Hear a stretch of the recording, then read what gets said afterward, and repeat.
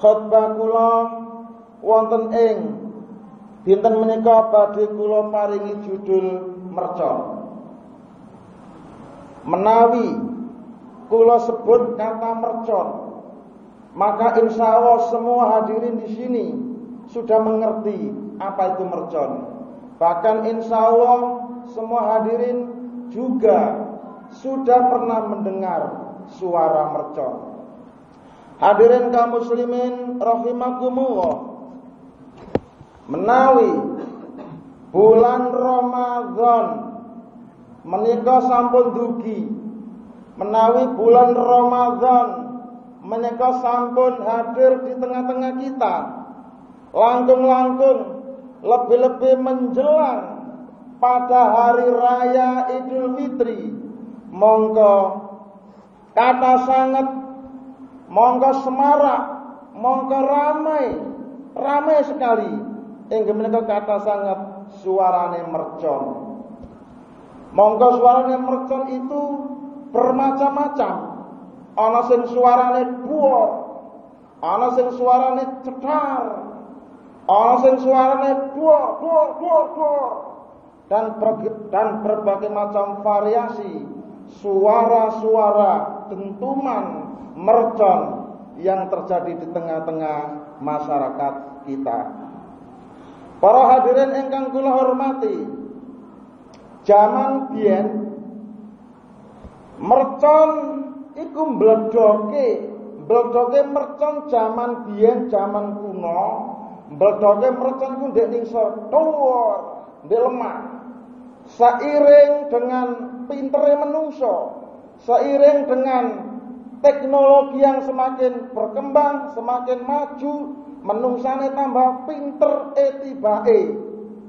Berubah situasi dan suasana mercon. Nek mercon zaman biyen mbledoke ning sor, anang sakniki mercon iku saged miber. Mercon nek disumet sakniki miber mendhuwur wer.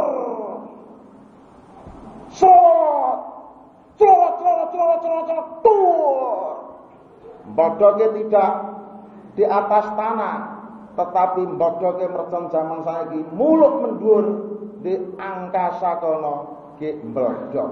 Gak terima mbledhok dengan suara dhuwur, tetapi dihiasi dengan semburat lampu kembang api yang berwarna-warni. Indah sekali, menarik dan menawan.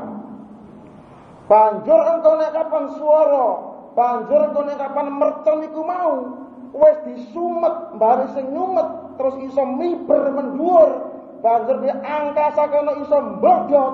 Ngene iki iso ndadekno marme kanggone sing nyumet iku. Iso ndadekno banggae, iso ndadekno senenge, iso ndadekno puase. Pendek kata, dalam kata yang lain, maka orang yang nyumet mercon tersebut mempunyai satu kepuasan hati, mempunyai satu kepuasan batin.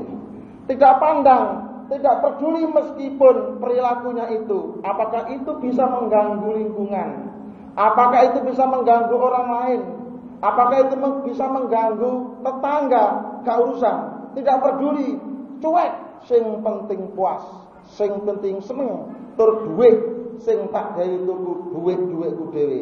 Inilah suasana, inilah wacana, inilah nuansa yang terjadi di masyarakat kita, di masyarakat Indonesia ini, khususnya apabila bulan Ramadan itu hadir, lebih-lebih apabila menjelang hari raya Idul Fitri, maka selalu dirayakan, dimeriahkan, disemarakkan dengan mercon. Sebagai orang berpikir, maka saya ingin mencoba kepiye sejatine mercon itu. Lamun mercon itu dilihat dari sisi hukum negara sejatine kepiye, lamun mercon itu dilihat dari sisi hukum Islam sejatine kepiye. Saya mencoba mentelusuri ini karena saya menganggap perlu untuk dicermati. Hadirin kaum muslimin rahimakumullah, ramene utawa semarake mercon khususnya ana ing wulan Ramadan iku sejatine sejatine iku iso ndadekno semarake siare agama Islam, sejatine semarake utawa ramene mercon ana ing wulan Ramadan, sejatine iku iso ndadekno semarake wulan Ramadan itu sendiri, atau malah justru sebaliknya, malah iso ganggu situasi, malah iso ganggu suasana ibadah pada bulan Ramadan. Satu pertanyaan yang perlu kita renungkan bersama. Nah, engko nek kapan sekirane mercon iku iso ndadekno semarake siare agama Islam, iso ndadekno semarake semangat bulan Ramadan, ya berarti gedhe cilik tuwa enom wong sak desa iki ayo bareng-bareng nyumet mercon. Supaya apa? Wong ndadekno semarak, ya cek rame, sak desa cek jedar-jedar sehingga desa iki rame gemerah dengan suarane mercon. Tapi kosok baline, engko nek kapan sekirane mercon iku iso ndadekno ganggune suasana ibadah pada bulan Ramadan, berarti konsekuensinya ya ayo dicegah bareng-bareng, sing guru, sing mubalek, sing dadi aparat desa, sing dadi ketua RT RW, semuanya ikut andil bersama-sama, ayo dicegah bareng-bareng, ayo dihentikan. Nek kapan di desa kene, di desa Ngembo kene ana sing nyumet mercon, monggo ayo diemutno, ayo dielingno, ayo diperingatno, cek gak diterus-terusno. Lah, untuk menjawab kedua situasi ini, maka akan saya lanjutkan pemikiran saya. Hadirin kaum muslimin jamaah rahimakumullah. Zaman cilik ndawek biyen, kula niki jagone mercon sing jenenge Muntaha iki.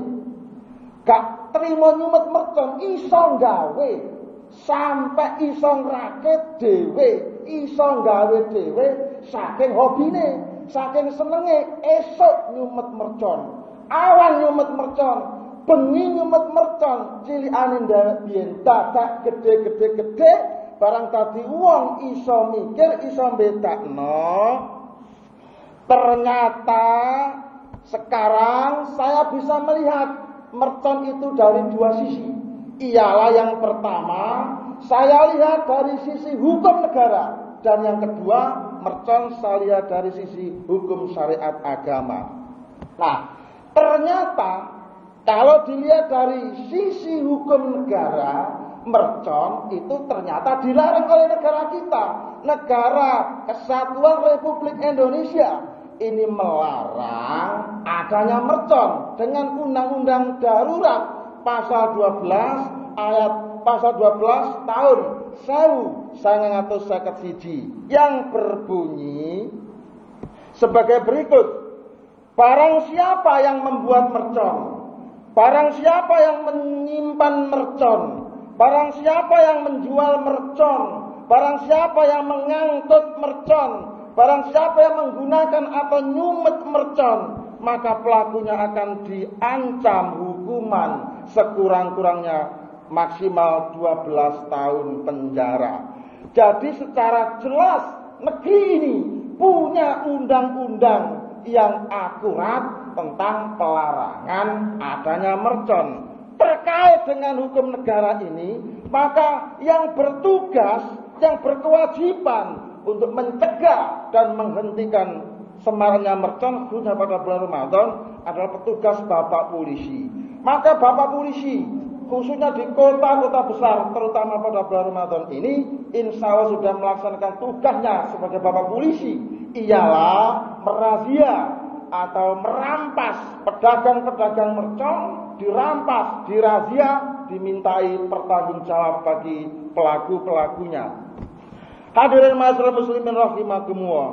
Banjir terkait menawi mercon itu dilihat dari sisi hukum Islam, maka yang bertanggung jawab di sini adalah para dai-dai, para mubalek-mubalek, agar hendaknya para mubalek dan dai itu bisa mencegah dengan melalui ceramah-ceramahnya. Hadirin kaum muslimin rahimakumullah. Dari hasil analisa saya, maka di sini saya dapat katakan bahwa mercon menurut hukum Islam, menurut hukum syariat agama Islam itu adalah mengandung dua unsur. Yang pertama, inggih menika ada unsur mubadzir. Ingkang nomor kalih inggih menika ada unsur bahaya. Mubadzir inggih menika artosipun boros.